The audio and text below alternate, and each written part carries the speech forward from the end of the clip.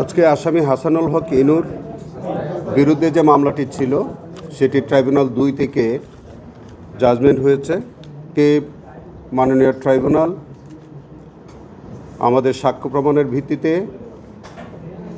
বলেছেন যে 3টি চার্জ নম্বর 3, চার্জ নম্বর 6 এবং চার্জ নম্বর 7 প্রসিকিউশন করতে সক্ষম হয়েছে। আর বাকিগুলো চার্জের বিষয়ে বলেছে যে সেগুলি প্রমাণিত হয়নি। আসামি হাসানুল হক ইনুর যে বিরুদ্ধে আমাদের যে চার্জগুলো ছিল তার মধ্যে অন্যতম চার্জ ছিল যে তিনি 14 দলীয় জোটের অন্যতম শরিক দল জাসদের সভাপতি, সাবেক মন্ত্রী, এবং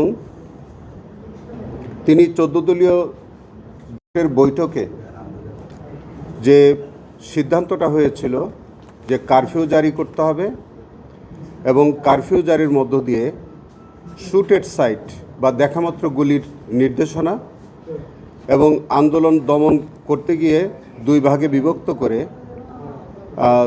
তাদেরকে এক ভাগকে জামাত এবং বিএনপিকে নির্মূল করতে হবে।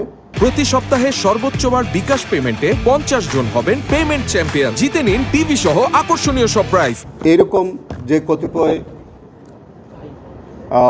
অপরাধমূলক সিদ্ধান্ত ছিল সেই বৈঠকে হাসানুল হক ইনু অন্যতম শরিক নেতা হিসেবে তিনি অংশগ্রহণ করেছিলেন। তিনি মিরর নাও নামে একটি সংবাদ মাধ্যমে, ভারতীয় সংবাদ মাধ্যমে তিনি সাক্ষাৎকার দিয়েছিলেন। সেখানেও এই আন্দোলনকারীদেরকে জঙ্গি ট্যাগ দিয়েছিলেন। তিনি নিউজ 24-এ একটা সাক্ষাৎকার দিয়েছিলেন, সেখানেও তিনি আন্দোলনকারীদেরকে, জামাত বিএনপিকে জঙ্গি ট্যাগ দিয়েছিলেন। তিনি একটি শেখ হাসিনার সাথে 2টি অডিও রেকর্ডে তার সাথে কথাবার্তা বলেছিলেন। সেই অডিও কলে দুইটি কলেই হাসানুল হক ইনু প্রধানমন্ত্রীকে টেলিফোন করে প্রধানমন্ত্রীর এই যে অপরাধমূলক কর্মকাণ্ড এইগুলোকে তিনি জাস্টিফাই করেছিলেন। তিনি বলেছিলেন যে প্রধানমন্ত্রী যেসব সিদ্ধান্ত নিচ্ছে সেগুলো কারেক্ট। কুষ্টিয়ার এসপিকে তিনি নির্দেশনা দিয়েছিলেন। তার নির্দেশনার প্রেক্ষিতে কুষ্টিয়াতে 6 জন নিহত হয়েছিলেন। তার এইসব উস্কানিমূলক বক্তব্যে, তার এই ষড়যন্ত্রমূলক কর্মকাণ্ডে সারা বাংলাদেশে প্রায় 1400-এর মতো ছাত্র জনতা শহীদ হন, প্রায় 15,000-এর বেশি মানুষ আহত হয়েছিলেন। এবং এই সব কিছুর দায় তিনি একজন সুপিরিয়র কমান্ড রেসপন্সিবিলিটির আওতায় শেখ হাসিনার বিরুদ্ধে যেভাবে এই দায়টা আসে ঠিক একই রকম দায় হাসানুল হক ইনুর বিরুদ্ধেও বর্তায়। এই সবগুলো চার্জ আমরা আলাদা আলাদাভাবে এনেছিলাম। ট্রাইব্যুনাল তার বিচার বিশ্লেষণে তারা মনে করেছেন যে আমরা 3টি চার্জ প্রমাণ করতে সক্ষম হয়েছি, বাকিগুলো পারিনি। আমরা খুব পরিষ্কারভাবে বলতে চাই যে প্রসিকিউশন পক্ষ প্রত্যেকটি চার্জ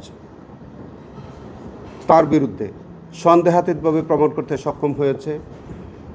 আসামি হাসানুল হক ইনুর বিরুদ্ধে 3টি চার্জে প্রতি চার্জে 10 বছর করে 30 বছরের সাজা দিয়েছে এবং 2 লক্ষ টাকা জরিমানা করেছে। আমরা এই রায়ে মোটেই সন্তুষ্ট নই। আমরা মনে করি তিনি তার যে অপরাধমূলক কর্মকাণ্ডের জন্যে তিনি সর্বোচ্চ শাস্তি পাওয়ার জন্যে তাকে সর্বোচ্চ শাস্তি দেওয়া উচিত ছিল। এই রায়ের বিরুদ্ধে আমরা অবশ্যই আপিল করব। পাশাপাশি আমরা মনে করি যে 3টি চার্জে তারা শাস্তি দিয়েছেন, এই 3টি রায়েও এই শাস্তি অপ্রতুল। এই সাজা বৃদ্ধির জন্য আমরা আপিল করব।